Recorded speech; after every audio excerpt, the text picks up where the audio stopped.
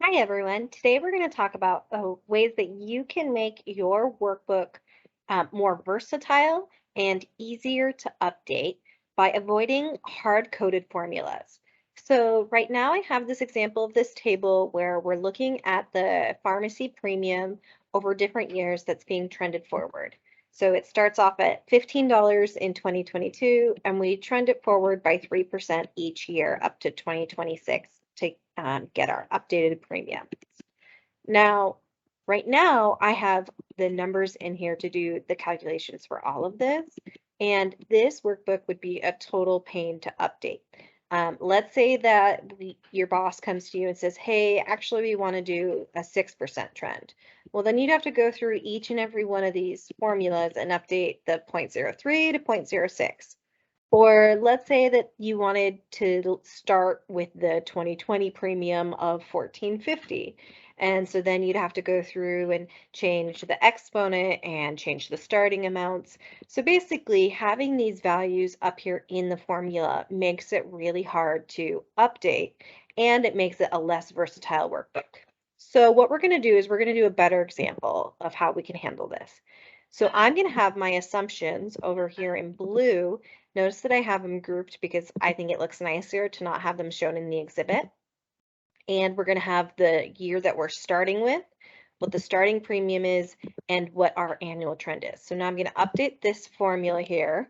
I'm going to have it be the starting premium, and I'm going to hit F4, which as these dollar signs here, that makes it an absolute reference. So when I move the formula down, it won't move the reference down. It'll stay anchored at A3, or pardon me, E3. So $15 times 1 plus my trend amount and keep that anchored. And we'll have the exponent be the new year, so A6 minus this start year, and we'll anchor it at E2. Enter.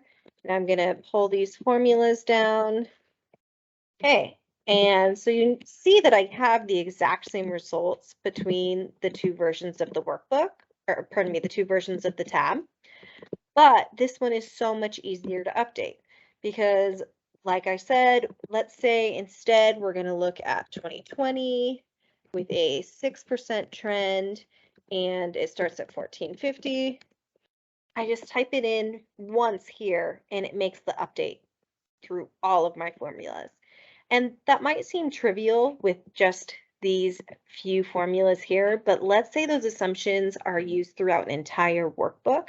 Being able to point to just one place where those assumptions are, instead of having to go through and update every single formula, it's so much easier, especially because you're likely to make a mistake if you have, 30 tabs.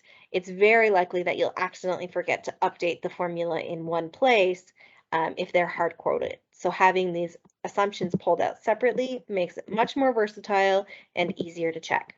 Let me know if you have any questions, and also shoot me your favorite Excel tip.